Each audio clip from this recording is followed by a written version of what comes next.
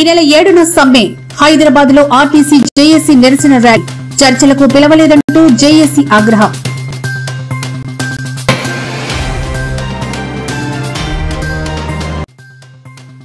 YCP ఓటమిపై Botsa Satyanarayana కీలక వ్యాఖ్యలు. 3 TV ఛానళ్లు, పేపర్లతో Chandrababu పాపం గడుపుకుంటున్నారని విమర్శ.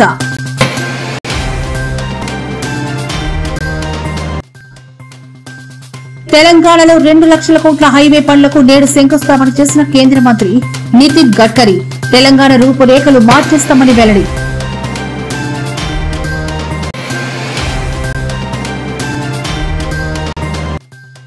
రాయలసీమ గడ్డన్న అడ్డా ఖబర్దార్.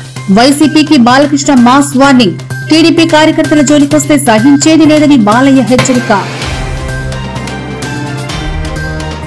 టీజీఆర్టీసీ కార్మిక సంఘాల ఐక్య కార్యాచరణ సమితి సమ్మెకు సిద్దమవుతోంది. ఈ నెల 7వ తేదీన తలపెట్టిన సమ్మెకు సన్నాహకంగా కార్మికులు సోమవారం హైదరాబాద్ లో భారీ కవాతు నిర్వహించారు. ఆర్టీసీ కళాభవన్ వద్ద ప్రారంభమైన ఈ కవాతు బస్ భవన్ వరకు కొనసాగింది. ఈ నిరసన ప్రదర్శనలో పెద్ద సంఖ్యలో కార్మికులు పాల్గొన్నారు. సమ్మె నోటీసు ఇచ్చినప్పటికీ యాజమాన్యం ఇప్పటి వరకు చర్చలకు ఆహ్వానించలేదని, అందుకే సమ్మె సన్నద్ధతలో భాగంగా ఈ కవాతు నిర్వహిస్తున్నామని వివరించారు. కార్మికులకు నేను విజ్ఞప్తి చేస్తున్నా, మళ్ళీ సమ్మె అని చర్చలు చేస్తున్నారు. దయచేసి ఈ సంస్థ మీది. ఈ సంస్థను ఏ మాత్రం పట్టింపులకో రాజకీయ నేపథ్యంలో ఎవరైనా ప్రోత్సహిస్తే, మనం ఏదైనా ఒక నిర్ణయం తప్పుగా చేస్తే మొత్తం సంస్థనే దెబ్బతినే పరిస్థితి ఈరోజు ఉంది. పంతాలు పట్టింపులకు పోకండి. ఇప్పుడిప్పుడే కుదురుకుంటున్నాం. ఏదైనా విషయాలుంటే మా మంత్రి గారితో చర్చించండి. చేయగలిగింది ఏదున్నా చేస్తాం. లేదా రాష్ట్ర ప్రభుత్వానికి వస్తున్న ఆదాయం బడ్జెట్ పద్మనాభం లాగా నెల జీతాన్ని ఎట్లా ఒక కార్మికుడు లెక్కేసుకుంటాడో, తెలంగాణ రాష్ట్ర ముఖ్యమంత్రిగా ఇదంతా మన కుటుంబం అనుకొని నేను లెక్కలేసుకున్న లెక్కలని మీ ముందర పెడుతున్నా. ఏ కార్మిక సంఘాల నాయకులకైనా నా విజ్ఞప్తి ఒకటే, ఆర్థిక మంత్రిని, ప్రధాన కార్యదర్శిని, అదేవిధంగా ఫైనాన్స్ సెక్రటరీని అందరినీ మీ దగ్గర కూర్చోబెడతా. వచ్చే ఆదాయం మొత్తం మీ చేతిలో పెడతా. ఏదాపమంటారో ఏడ ఖర్చు పెట్టమంటారో మీరే చెప్పుర్రి. అనా పైసా కూడా నేను ఇంటికి తీసుకెళ్ళను, ఒక్క పైసా కూడా అవినీతికి పాల్పడను. నేను మీకు మాట ఇస్తున్నా. మీరే చెప్పండి. మీరే ఒక అడ్వైజరీ బోర్డు పెట్టుకోండి. మీరే సూచన చేయండి. ఇప్పుడిప్పుడే పట్టాలెక్కుతున్న ప్రభుత్వాన్ని మళ్ళీ సమ్మెల పేరు మీద ఇతర కారణాల చేత ఏదైనా మనం అనుకోని తప్పు జరిగితే ఇక మళ్ళీ పునరుద్ధరించడానికి కూడా అవకాశం లేని పరిస్థితి. బంగాళాఖాతంలో ఇటీవల తమిళనాడుకు చెందిన 24 మంది మత్స్యకారులు శ్రీలంక అధికారుల వల్ల ఇబ్బందులకు గురైన ఘటనపై AP deputy CM Pawan Kalyan తీవ్ర ఆందోళన వ్యక్తం చేశారు. నాగపట్నం జిల్లా మత్స్యకారులు గాయపడటం బాధాకరమని పేర్కొన్నారు. భారత్, శ్రీలంక మధ్య స్నేహపూర్వక సంబంధాలు ఉన్నాయని, తరచూ పునరావృతం అవుతున్న ఈ తరహా ఘటనలను స్నేహపూర్వకంగా పరిష్కరించుకోవాలని ఆయన ఆకాంక్షించారు.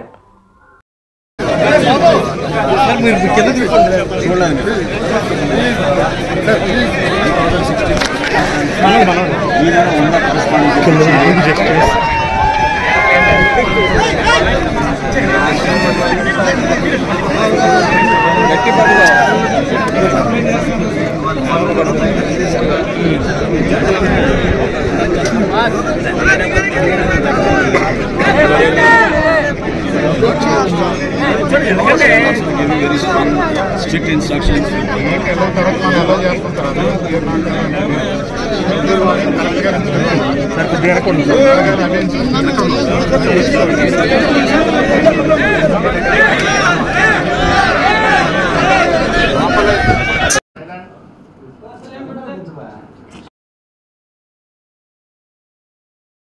వైసీపీ హయాంలో జరిగిన అక్రమ మైనింగ్ వ్యవహారంలో కాకాని గోవర్ధన్ రెడ్డి, అనిల్ కుమార్ యాదవ్ల పాత్ర ఉందని టీడీపీ ఎమ్మెల్సీ బీదా రవిచంద్ర ఆరోపించారు. కాకాని గోవర్ధన్ రెడ్డి కేసులకు భయపడి పరారీలో ఉన్నారని, త్వరలోని అక్రమ మైనింగ్ కేసులో అనిల్ కుమార్ యాదవ్ కూడా అరెస్టు కాబోతున్నారని ఆయన జోస్యం చెప్పారు. వైసీపీ నేతల అక్రమ మైనింగ్ కు సంబంధం లేదని రవిచంద్ర స్పష్టం చేశారు. మాజీ మంత్రుల అక్రమాలపై ప్రభుత్వం కఠిన చర్యలు తీసుకుంటుందని ఆయన హెచ్చరించారు.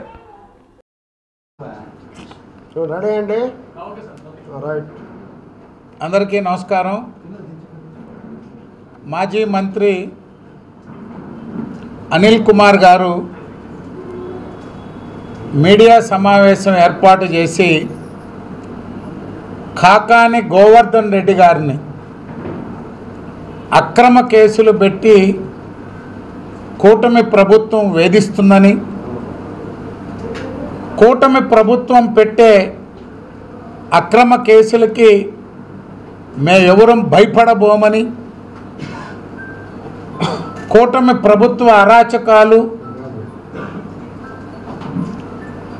దుర్మార్గాలపై పోరాటం చేసేదానికి వెనుకంజ వేయమని చెప్పారు. కాకాని గోవర్ధన్ రెడ్డి మీద ఎవరు అక్రమ కేసులు పెట్టారు? కాకాని గోవర్ధన్ రెడ్డి గారు అక్రమ మైనింగ్ చేయలేదు అని చెప్పి జగన్మోహన్ రెడ్డి దగ్గర నుంచి అనిల్ కుమార్ యాదవ్ దాకా ఎవరైనా చెప్పగలరా? కేంద్ర ప్రభుత్వం స్వయంగా ప్రధానమంత్రి కార్యాలయం, కేంద్ర ప్రభుత్వం మైనింగ్ కార్యదర్శి, మైనింగ్ సేఫ్టీ అధికారులు, ఆనాటి ప్రభుత్వం నిస్సిగ్గుగా ఆనాటి కలెక్టర్, ఎస్పీ చేతులు కట్టుకొని కూర్చుంటే స్వయంగా ఒక మాజీ మంత్రి 3 సార్లు ఈ జిల్లాలో మంత్రిగా పనిచేసిన సోమిరెడ్డి చంద్రమోహన్ రెడ్డి గారి మీద ఇజ్రాయెల్ చేత దాడి చేయించిన నీచ చరిత్ర మీది. 14 పొక్లైన్లు, 30 డంపర్లు, ఈ రాష్ట్రంలో ఎప్పుడూ లేనటువంటి విధంగా గోడౌన్లు జెలిటన్ స్టిక్స్, గోడౌన్లు జెలిటన్ స్టిక్స్ వీడియో తీసి కేంద్ర ప్రభుత్వం రాష్ట్ర ప్రభుత్వానికి పంపిస్తే కేసులు పెట్టారా? ప్రధానమంత్రి కార్యాలయానికి ఇక్కడ జరుగుతున్నటువంటి అన్ని వీడియోలు తీసి మైనింగ్ సెక్రటరీకి పంపిస్తే వాళ్ళు చెప్పుతో కొడితే కానీ రాష్ట్ర ప్రభుత్వం కదల్లా. ఏంది అక్కడ జరుగుతుండేది? అన్ని జెలిటన్ స్టిక్స్ ఎందుకున్నాయి ఆ ప్రాంతంలో అని అడిగితే అప్పుడు కదిలింది రాష్ట్ర ప్రభుత్వం. కోర్టుకు పోలేదంట. కోర్టు ఆర్డర్ తెచ్చినా మమ్మల్ని ఏం చేయమంటారు? ఇవన్నీ లోటస్ పాండ్ ఎక్స్పోర్ట్ సారివి, ఇక్కడ జరిగే అక్రమ మైనింగ్ నాదేముంది, లోటస్ పాండ్ కోసం చేస్తున్నా అని మీ నాయకుడే చెప్పాడు ఆ రోజు. ఇవన్నీ చేస్తుంటే, మనుషుల్ని చంపుతుంటే, అక్రమ మైనింగ్ చేస్తే, అక్రమంగా భూములు కొట్టేస్తే సోమిరెడ్డి చంద్రమోహన్ రెడ్డి గారు చేతగానోళ్ళ కూర్చోవాలా? 5 సంవత్సరాలు సర్వేపల్లి నియోజకవర్గంలో చంద్రమోహన్ రెడ్డి దగ్గర నుంచి కింద గ్రామస్థాయి నాయకుడు దాకా కేసులు పెట్టి వేధించి అరాచకాలు చేసి మా పార్టీ నాయకుల్ని హింసిస్తే ఈరోజు మేము ఆయన జైగొట్టమంటారా? ఆయన చేసిన అరాచకాలను బయట పెట్టమంటారా? మీరు తప్పులే చేయకపోతే ఎందుకు పారిపోయారు? రాయలసీమ గడ్డ తన అడ్డా అని సీమ జోలికి వచ్చినా తెలుగుదేశం పార్టీ కార్యకర్తల జోలికి వచ్చినా సంధించేది లేదని హిందూపురం ఎమ్మెల్యే బాలకృష్ణ వైసీపీ నేతలను తీవ్రంగా హెచ్చరించారు. ఈ రోజు హిందూపురం నియోజకవర్గంలో పర్యటించిన ఆయన పలు అభివృద్ధి కార్యక్రమాలలో పాల్గొన్నారు. ఈ సందర్భంగా మీడియాతో మాట్లాడుతూ వైసీపీ నేతలకు ఖబర్దార్ అంటూ వార్నింగ్ ఇచ్చారు. వీలైతే అభివృద్ధి పనుల్లో భాగస్వాములు కావాలని, విమర్శలు చేయడం మానుకోవాలని వైసీపీకి హితవు పలికారు.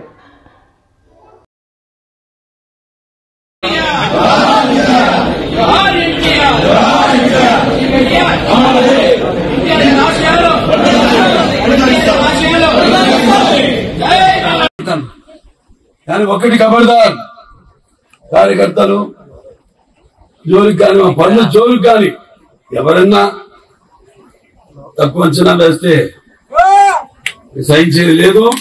అభివృద్ధి పథకం మీరు కూడా దయచేసి పాలు పంచుకోండి. ఇందులో పాలు పంచుకుని మీరు కూడా ఆ ఫలితాన్ని పొందండి, చేసే అభివృద్ధి ఫలితాలను పొందండి. అంతేగాని మేము చేస్తాం, పార్టీలకు అతీతంగా చేస్తాం అన్ని పనులు. ఈ పార్టీ ఆ పార్టీ అని కాదు, ఎవరు బాధితులో వాళ్ళందరూ కూడా వాళ్ళకి కావాల్సిన సగం సదుపాయాలను సమకూరుస్తున్నాం. అందుకే నా ఖబర్దారండి. రాబోయే 3-4 ఏళ్లలో తెలంగాణ రాష్ట్రంలో సుమారు 2 లక్షల కోట్ల విలువైన జాతీయ రహదారుల ప్రాజెక్టులను చేపట్టనున్నట్లు కేంద్ర రోడ్డు రవాణా రహదారుల శాఖ మంత్రి నితిన్ గడ్కరీ సోమవారం ప్రకటించారు. ఈ భారీ ప్రాజెక్టులతో తెలంగాణ రూపురేఖలు సంపూర్ణంగా మారిపోతాయని ఆయన ధీమా వ్యక్తం చేశారు. మరో 2 లక్షల కోట్ల విలువైన పనులు చేపడతాం. ఇవి ఖచ్చితంగా తెలంగాణ రూపురేఖలను మారుస్తాయని నేను విశ్వసిస్తున్నాను అని ఆయన అన్నారు.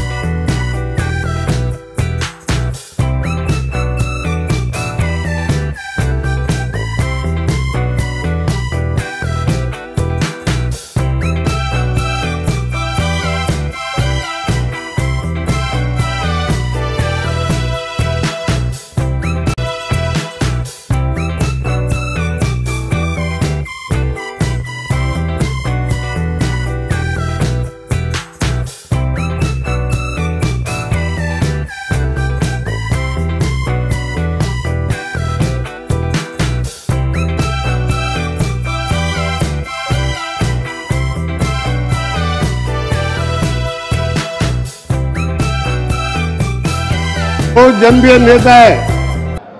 मैं 30 साल से मैं पॉलिटिक्स में हूँ, 6 बार एमएलए एमपी इलेक्ट हूँ, मगर कभी भी ऐसी मिनिस्टर को नहीं देखा है। कभी भी जाओ रोड का प्रॉब्लम होने दो, कुछ प्रॉब्लम हो 1 मिनट में अपॉइंटमेंट दे के बिठा के काम करने का मिनिस्टर जो ये असेंबली पार्लियामेंट में हाउस के अंदर भी यही बोला थे। मैं आप एक ही रिक्वेस्ट है गडकरी जैसे बड़ा there is no irrigation facilities, that's why we can't getting more crops and other development activities. That's why first we are requesting for you, connectivity is main important for development every village or every state. That's why we are requesting, we are in here is our Congress party, our Revant Reddy, our Komat Reddy, Venkat Reddy also well known you. We are requesting no discrimination. We are all committed to for only development. That's why we are asking more funds for every district across the Telangana, sir. Andukane ikkada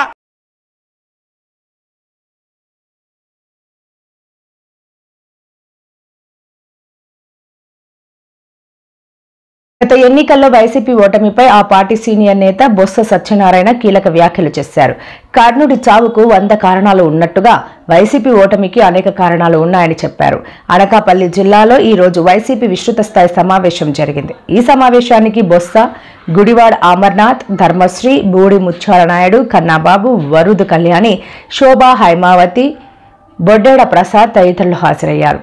ఈ సందర్భంగా బొత్స మాట్లాడుతూ ఈ వ్యాఖ్యలు చేశారు. నేను మొన్న mayor ఎన్నికలు జరిగినాయి. ఆ ఎన్నికల్లో ఏదైతే మన 32 మంది కార్పొరేటర్లు ఇప్పుడు ఉన్నారో మీ అందరూ కూడా పార్టీ మాట పట్ల, జగన్మోహన్ రెడ్డి గారు ఇచ్చిన ఆయన మీద ఉన్న పార్టీ పట్ల విధేయత పట్ల, ఆయన మాటకి విలువ పట్ల మీరందరూ కలిసికట్టుగా ఉండి మరి మనం సాధించుకుందాం అనుకున్నాం. కానీ దురదృష్టం మనందరం ఓడిపోయాం. అందులో ఇంకా దాన్ని అంగీకరించవలసిందే. ఇందాకేదో కొంతమంది మిత్రులు మనం ఓడిపోలేదు, గెలిచాము, లేదా అత్యవసర మార్కులతో ఓడిపోయాము. ఓటమి అనేది గెలుపు ఓటమి ఉంటాయి తప్ప ఫస్ట్ క్లాస్లు, సెకండ్ క్లాస్లు లేదా డిస్టింక్షన్లు ఉండవు. గెలుపా ఓటమా. కాబట్టి మనం ఓడాం. ఓడిపోవడానికి కారణం బుద్ధున్న మీరు కాదు, ఓడిపోవడానికి కారణం మీ అందరం. ఓడిపోవడానికి కారణం ఎవరంటే మేము. మా నాయకత్వాలు సరిలేక, మా తాలూకా నడవలు సరిలేక నేను చూశాను, కొట్టొచ్చినట్టు చూశాను. ఈ ఎన్నికల్లో చూశాను నాయకత్వం ఉన్న నాయకులు ఎంతసేపు కూడా వాళ్ళకి వచ్చి కంట్రోల్ కావాలని కోరుకున్నారు. కానీ వాళ్ళతో కింద వ్యక్తులతో కోఆర్డినేషన్ కోరుకోలేదు. కోఆర్డినేషన్ కోరుకుంటే వాళ్ళ ఈ పరిస్థితి కాదు.